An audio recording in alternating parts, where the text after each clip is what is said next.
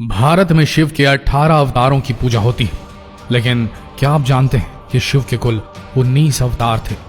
तो फिर क्या हुआ शिव के उस 19वें अवतार का? क्यों नहीं पूजा जाता शिव के उस 19वें अवतार को? वो 19वां अवतार हजारों सालों से भटक रहा है, न जाने कितनी सदियों से। वो 19वां अवतार जिसे पूजा नहीं जाता, शिव का वो 19वां अवतार जो सदियों से दुख का मंजर झेल रहा है। वो कभी दिन में छलावे की तरह तो कभी अंधेरी रात में चुपचाप आता है। कौन है वो? जानने के लिए बने रहिए इस वीडियो के अंत तक और अभी शेयर करें ये वीडियो ताकि आपके दोस्त, आपके रिलेटिव्स ये वीडियो आपके साथ देख सकें। अभी शेयर करें फेसबुक पर, व्हाट्सएप पर। भगवान शिव जिन्होंने अभी तक 19 अवतार लिए हैं, उनमें से 18 अवतारों को पूजा जाता है, लेकिन एक ऐसा भी अवतार है जिसे आज तक कोई नहीं पूछता और वो आज भी इस दुनिया में भ्रमण कर रहा है, भटक रहा है। आखिर वो किसकी तलाश में है? कुछ लोगों ने एक दिव्य शरीर वाले इंसान को देखा है जो परेशान होता हुआ अपने जख्मों को आराम देने के लिए तेल मांगता हुआ फिरता है। वो महाभारत काल में भी था और आज भी जीवित है, क्योंकि उसे तब श्राप मिला था। वो कोई और नहीं, भगवान शिव का 19वां अवतार। जी हाँ, हम बात कर रहे हैं महाभारत कालीन गुरु द्रोणाचार्य के पुत्र अश्वत्थामा की। जिन लोगों ने उसको देखा है वो कहते हैं कि वो आज भी जिंदा है। कुछ लोगों ने नहीं देखा, वो भी कहते हैं कि वो आज भी जिंदा है। हमारा इतिहास बेहद पुराना है, लेकिन फिर भी महाभारत को इतिहास में कोई जगह नहीं मिली, जिस कारण महाभारत के किस्से बस मिथक बनकर रह गए।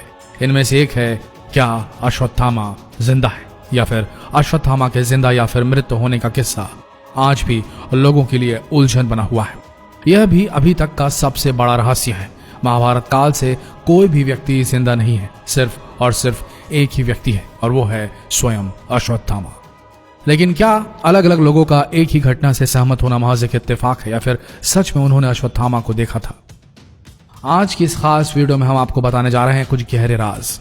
मध्य प्रदेश के बुरहान जिले से 20 किलोमीटर दूर असीरगढ़ किला, जो न जाने अपने अंदर कितने राज दबाए हुए हैं, जिसे लेकर लोगों की अलग अलग धारणाएं हैं। यहाँ के लोगों का कहना है कि यहाँ स्थित एक खास मंदिर है जहाँ हर रोज अश्वत्थामा आते हैं।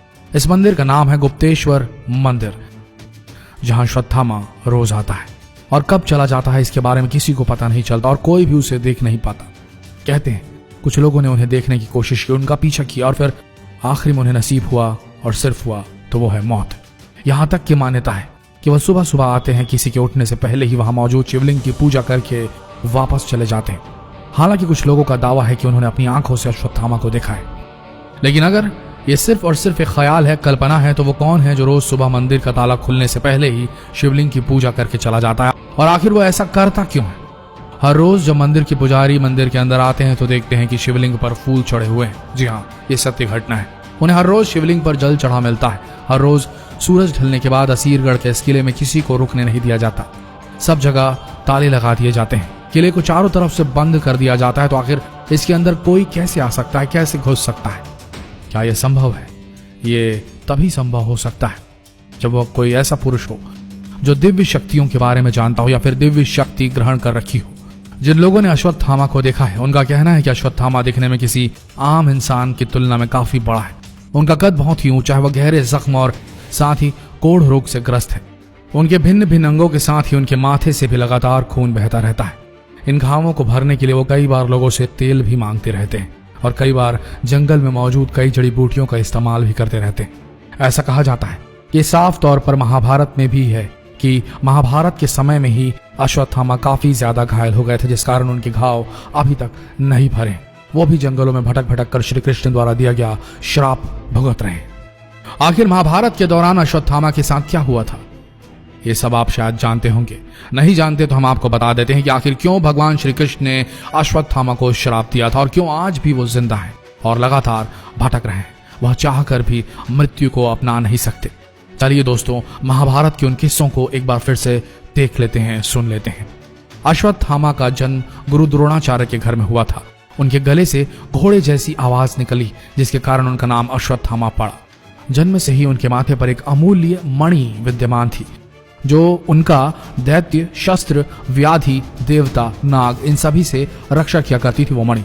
महाभारत के युद्ध में अश्वत्थामा ने अपने पिता गुरु द्रोणाचार्य की भांति कौरवों का साथ दिया। अश्वत्थामा एक वीर योद्धा थे जिन्होंने महाभारत के युद्ध में अपना पराक्रम भी दिखाया, जिससे पांडव हारते नजर आ रहे थे। गुरु द्रोण और बेटे अश्वत्थामा ने मिलकर पांडवों को परास्त कर ही दिया था, लेकिन श्री कृष्ण ने अपनी माया और नीति अपनाकर युधिष्ठिर से झूठ कहने पर विवश कर दिया। उन्होंने मैदान में एक अश्वत्थामा नामक हाथी मार दिया। ये बात युधिष्ठिर को गुरु द्रोणाचार्य से कहनी थी। जैसे ही उन्होंने कहा अश्वत्थामा मारा गया है, वह हाथी बोल पाते इससे पहले ही श्री कृष्ण ने शंख बजा दिया। इसकी वजह से गुरु द्रोणाचार्य पूरी तरह से सुन नहीं पाए और उसी समय गुरु द्रोणाचार्य पर पांडवों द्वारा आक्रमण कर दिया गया, जिससे गुरु द्रोणाचार्य की मृत्यु हो गई। जब अश्वत्थामा को इस कपट नीति का पता चला, वह गुस्से से आग बबूला हो गया। उसने अब युद्ध में कपट नीति अपनाने की ठान ली। उसने रात के अंधकार में मौका पाकर पांडवों को मारना चाहा। अर्जुन को इसकी भनक लगी तो वह अश्वत्थामा का पीछा करने लगे, जिससे गुस्से में आकर अश्वत्थामा ने अर्जुन पर ब्रह्मास्त्र छोड़ दिया। अश्वत्थामा ब्रह्मास्त्र छोड़ना तो जानते थे, लेकिन वापस लेना नहीं। इसलिए अश्वत्थामा ने ब्रह्मास्त्र को रोकने के लिए अभिमन्यु की पत्नी उत्तरा की तरफ मोड़ दिया। अबोध बालक और स्त्री की हत्या अधर्म है, ये कहकर अश्वत्थामा के माथे पर लगी हुई मणि को निकाल दिया गया और कलयुग के अंत तक पृथ्वी पर भटकने का श्राप दे दिया गया। मणि निकाले जाने से अश्वत्थामा की सारी शक्तियां चली गई। बस ऐसी ही मान्यता कि तब से लेकर अब तक अश्वत्थामा के माथे से लगातार खून बहता है और उसके शरीर पर महाभारत कालीन घाव आज भी मौजूद है, जो मूल रूप से भरे नहीं है। न जाने कितने समय से अश्वत्थामा ने यहाँ वहां भटक के गुजारे हैं, न जाने कितने समय अभी और भी गुजारेंगे। ये शिव के 19वें अवतार हैं, लेकिन इन्हें कोई नहीं पूछता और ये आज भी कलयुग में दर दर की ठोकरें खाते हैं और हर रोज असीरगढ़ किले के शिव मंदिर में जाकर शिवलिंग जाकर दर्शन करते हैं और शिवलिंग को पूछते हैं। इसमें कहीं न कहीं ऐसा प्रतीत होता है कि शायद हाँ, अश्वत्थामा जिंदा है और कई सालों से वह इधर उधर भटक रहे हैं। ऐसा कब तक होगा, ये तो भगवान श्री कृष्ण ने अपने श्राप में कह दिया था, कलयुग के अंत तक होगा। तो दोस्तों, ये थी कथा शिव के 19वें अवतार अश्वत्थामा की। आशा करते हैं जानकारी आप सबको अच्छी लगी होगी। ऐसी जानकारियों के लिए अभी शेयर कीजिए ये वीडियो फेसबुक पर, व्हाट्सएप पर और अपने संबंधियों तक ये वीडियो पहुंचाएं। अगर अब तक आपने इस पेज को फॉलो नहीं किया तो यही सही समय होगा।